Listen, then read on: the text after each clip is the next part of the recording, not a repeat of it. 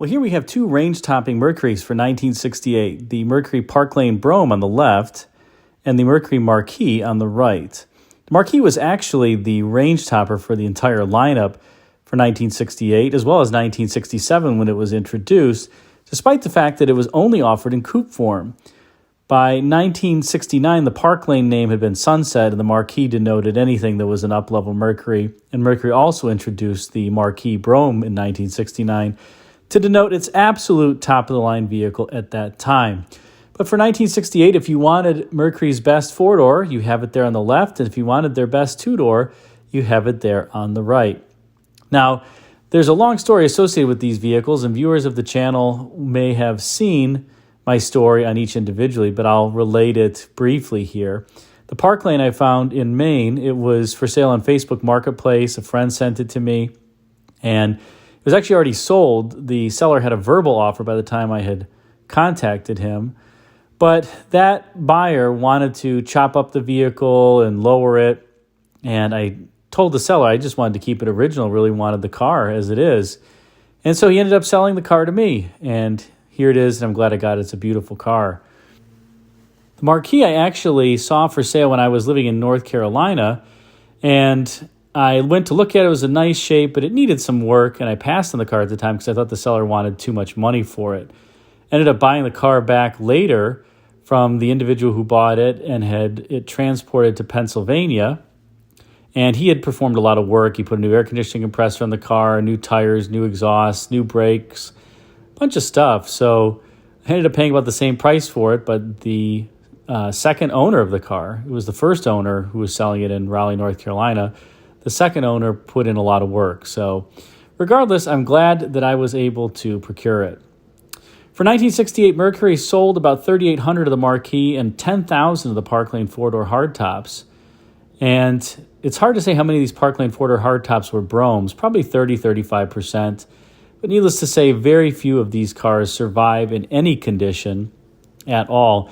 And these are in really, really nice original condition. Both cars have about 50,000 miles on them, but very well preserved, no rust, perfect interiors, and just in great shape overall.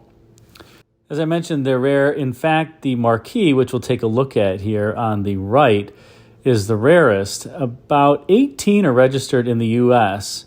from information that I have from a proprietary database, and I own 2 of them. So I own 11% of the entire amount that's registered in the U.S. I'm sure there may be more in barns and in storage somewhere, but super, super cool vehicle.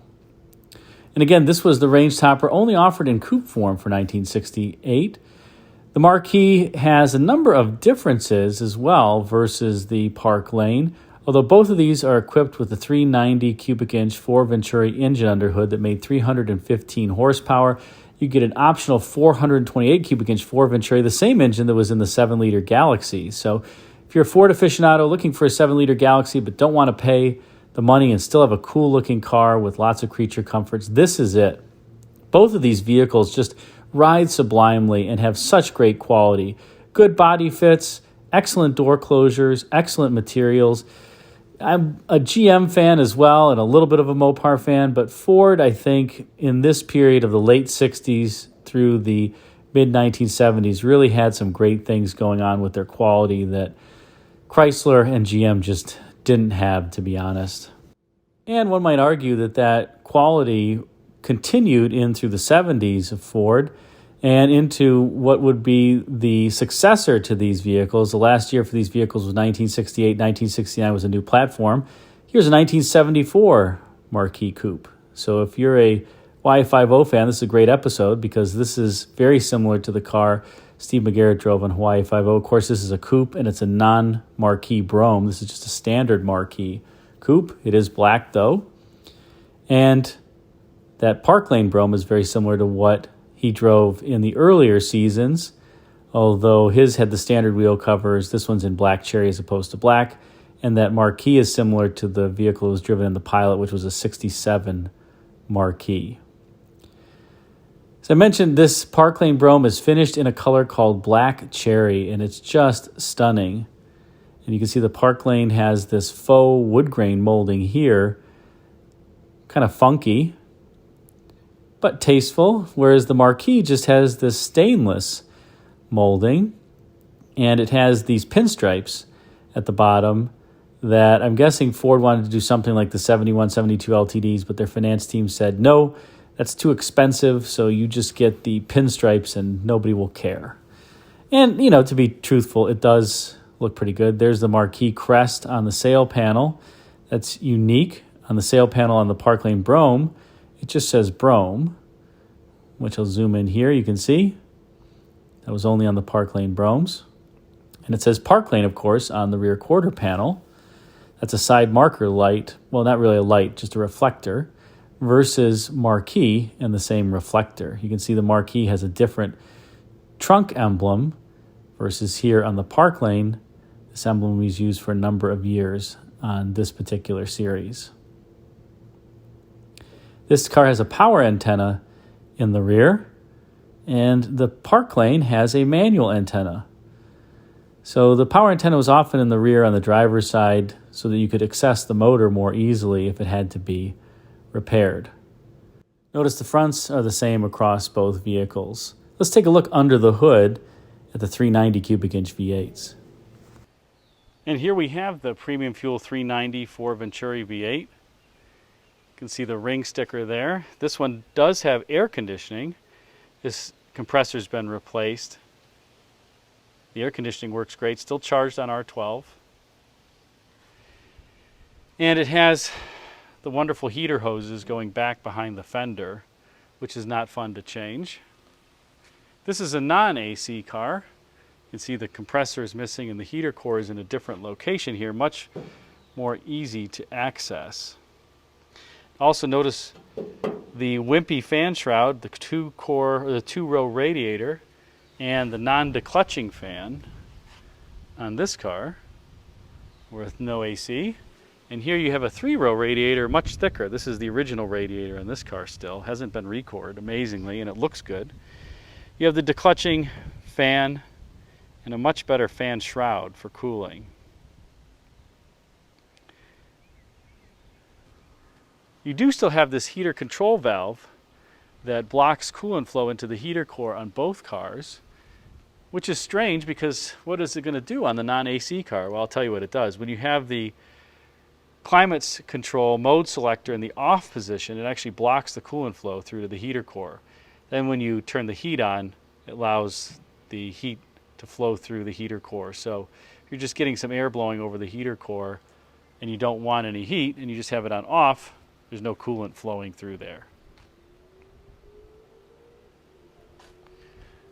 Mercury interestingly used these two-prong hood latches. Ford on the LTD did not. So that is a difference between the two.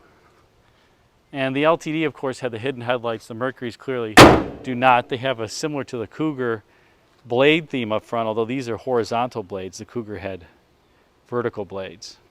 You also notice this Park Lane Brougham, these two vehicles have optional wheel covers. This is the optional faux wire wheel cover that actually is incorrect for U.S. markets for 1968 because it has spinners, which were outlawed after the 1967 model year. But I think they look cool. The 68 faux wire wheel covers look the exact same, except they just don't have these little spinner tabs on them. But in Canada, I believe, they still sold those. So it's correct for a Canadian car. Maine's close to the Canadian border anyway. And this was the other deluxe wheel cover option with the red centers. Again, another handsome looking wheel cover.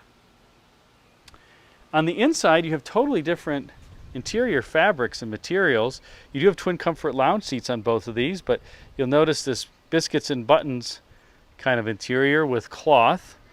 If you got a Park Lane Brougham, you got cloth seating. You could not get it in vinyl or leather. You had to get it in cloth.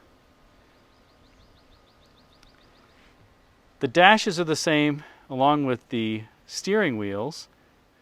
This one has the Comfort Stream system, which gives you two vents there, none on the passenger side, but you pull the lever if you want some fresher ventilation to come out up top as opposed to just down in the kick wells. It's a good and effective idea. This one just has an AM radio as well with no power antenna As I mentioned, no air conditioning, but this car does have power seats on both sides. So, kind of a strangely optioned 68 Park Lane Brougham. Wonderful door closures. And here, you can see you have the twin comfort lounge seat in vinyl on the 68 Marquis. Different door panels as well, with a different theme.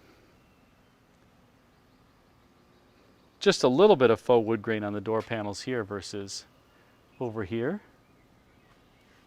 And of course you get a script that says Marquis here as opposed to Brougham on the other vehicle that you can see there.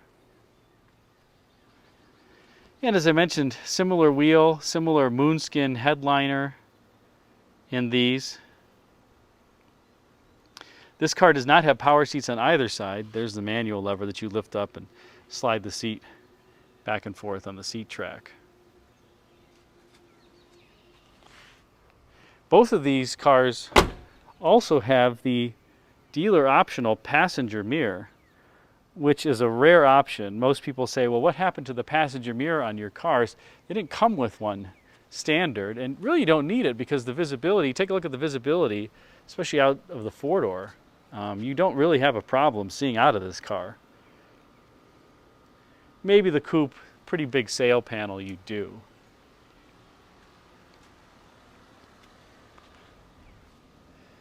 And from the back, very, very similar.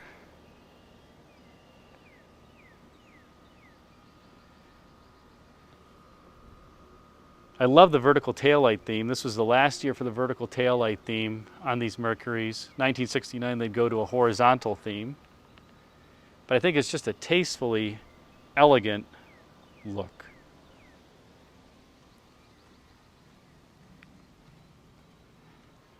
And we'll just take one more last look inside. Love the speedometer on these, the Cyclops speedometer. There's the manual climate control setup with just off heat and defrost. And you'll notice no AC style outlets up top there, just in the dash, because you can pull this little thing that says comfort stream down here to get airflow to come out up the top. That little knob down there that's underneath the other rows is the rear window defogger switch. And why they put it there, that is the factory position, not the dealer position, is beyond me. Over here, if you had the cruise control, there would be a knob to pull out to activate the cruise control, and then you'd depress a button at the end of the turn signal stalk. This car does not have cruise, though.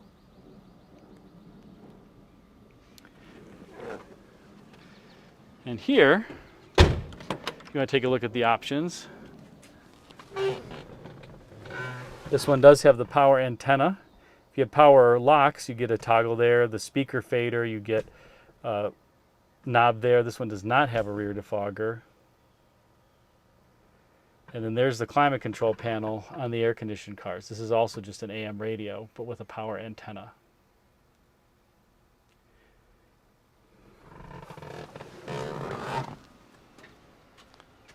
So, there you have it. Two Mercurys for 1968 that are top of the line. Absolutely wonderful vehicles. If you can find one, I highly recommend you buy one. And I won't be competing with you because I have more than my fair share. In any case, hope you enjoyed this. Thanks again for watching.